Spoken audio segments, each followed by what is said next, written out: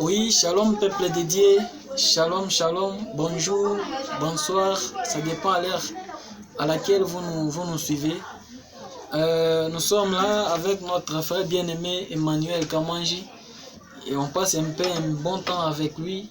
Vous l'avez toujours entendu, vous l'avez toujours écouté. Aujourd'hui, il est avec nous pour un peu donner ses avis selon l'évolution de nos chansons qu'il nous fournissent. Chansons martyrs, vous-même vous savez, c'est de la part de notre église martyr mission africaine et puis toute la population africaine. Il est là à nos côtés, ça me fait un peu assez déjà, grandement déjà. Il est là lui-même. Bonjour, shalom maman. Oui, bonjour, cher frère. Vous allez bien, je pense. Certainement, on est bien. Ah ok, je suis tellement satisfait. C'est toi Emmanuel Kamanji que les gens ont toujours entendu. Bien sûr. Voilà, c'est bien lui en question. Commencez par vous abonner un peu sur notre chaîne YouTube pour nous suivre de partout vous êtes. C'est écrit Emmanuel Kamanji, notre chaîne YouTube vraiment. Comment on a entendu, tu as beaucoup fait des chansons, des mélodies de part et de l'autre. Comment tu as commencé, depuis quelle date tu as fourni ton effort pour commencer ta carrière musicale, tu as commencé à louer ton Dieu? Voilà mon frère, ma carrière musicale s'est commencée en 2013 à 2014. Et alors, mais sauf souvent quand on fut encore enfant, on chantait. Mais on n'était pas tellement connus, vraiment, comme on était encore trop petit là. Mais c'est dans 2014 que j'ai commencé à produire même des chansons. Ah oui, ça veut dire ça a commencé depuis. Vous chantez en groupe avec les frères François Nkombola, les frères Rémi. Comment ça s'est passé comment vous êtes associés avec eux pour commencer à louer ensemble? Vous avez fait, c'était un groupe là, un ancien groupe, ça s'appelait Groupe Don. Et vous avez chanté ensemble. Comment vous vous êtes rencontrés avec eux? Avec François Nkombola et Rémi? Oui, voilà mon frère. Donc ça, c'est un don familial. Et ce n'est pas seulement moi seul qui chante chez nous dans notre maison, mais c'est nous tous qui chantons, en commençant par notre grand frère qui nous avait quitté en 2012, qui était mort.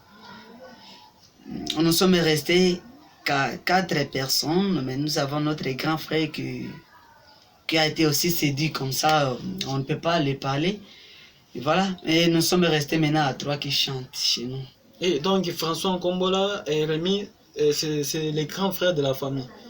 Ah oui, François Nkombola, moi je suis la deuxième personne après lui. Ah oui, donc c'est une chose héréditaire de pouvoir louer Dieu, c'est héréditaire. Ah oui, c'est ça en fait.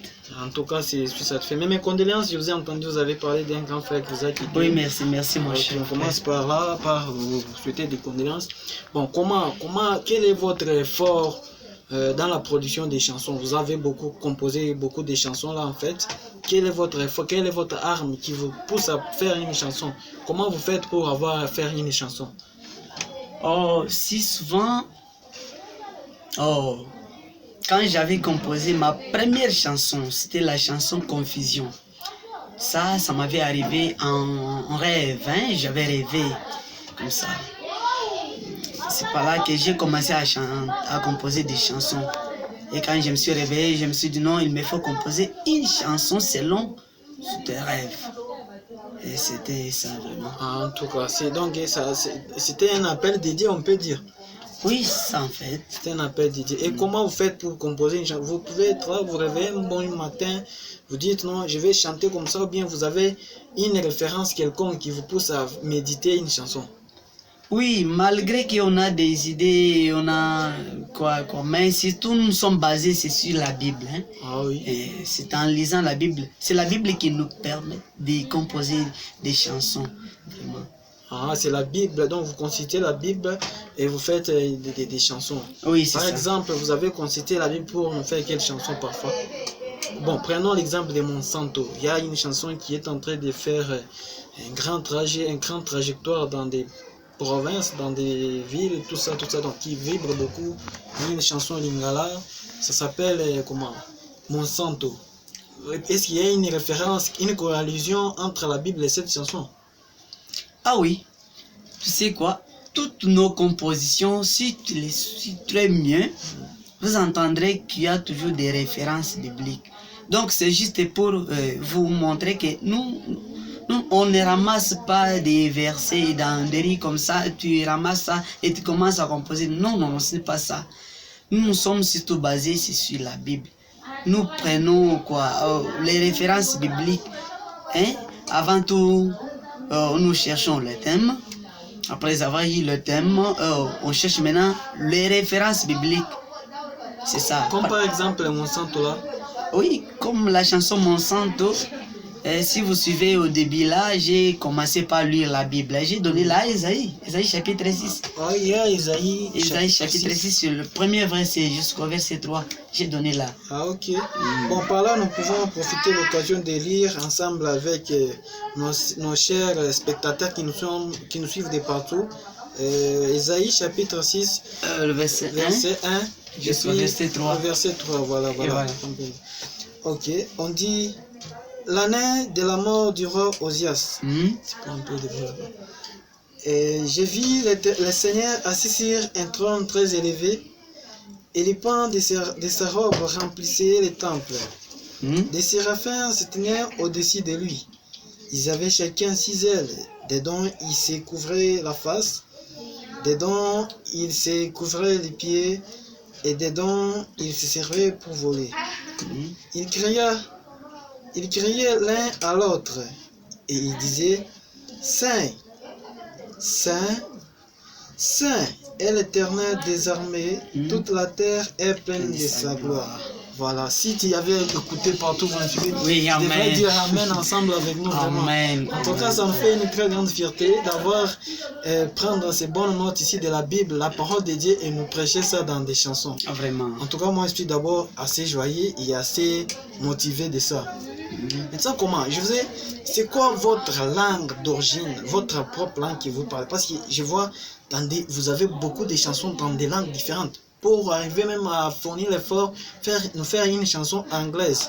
Dans les années 2019, là, il y a une chanson anglaise qui était produite, qui fait encore beaucoup de mouvements sur le terrain ou bien dans le terrain. Donc il y a une chanson lingala de ta part, une chanson swahili, une chanson chiluba, une chanson française. Donc dans toutes les langues vous êtes là. On ne comprend pas qu'est-ce qui se passe finalement. Oh vraiment, ce qui m'avait arrivé c'est quoi? Oh donc moi je ne me connaissais pas ou je ne m'entendais pas vraiment. Et je me suis retrouvé que je suis connu quand j'ai commencé par recevoir des appels de tous côtés. Et donc c'est ça m'a assuré qu'il y a plusieurs personnes qui me suivent dans des pays différents, dans des provinces différentes vraiment. Quand j'ai commencé à recevoir même des appels qui viennent de l'Angola, Afrique du Sud, même en États-Unis, j'ai encore des gens qui me suivent là, vraiment. Et aussi dans des provinces d'ici en RDC, comme à Bukavu là, je reçois encore des appels. Ici à Lubumbashi, quand j'étais encore en Bojima, je recevais des appels comme ça.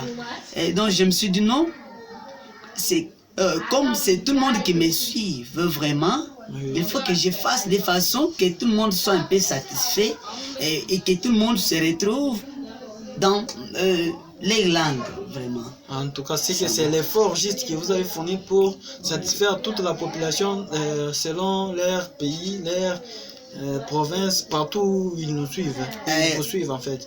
Ah oui, c'est ça. Vous savez, être un artiste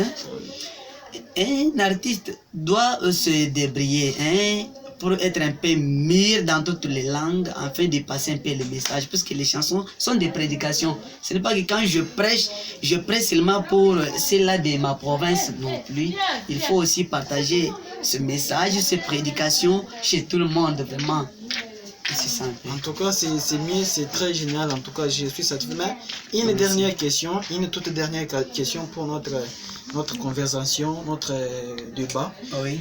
Comment ça s'est fait qu'il y a une manifestation de votre silence dans la composition depuis que vous avez migré de la province du Kassa oriental pour être ici au Katanga? Vous composez plus des chansons, il y a votre silence. il y a un silence dans la composition des chansons. Vous ne composez plus des chansons, vous chantez au moins des anciennes chansons un peu par-ci, par-là. Voilà, depuis que je suis venu ici dans la province de Katanga, j'ai remarqué, ici c'est dans la province d'Autrui.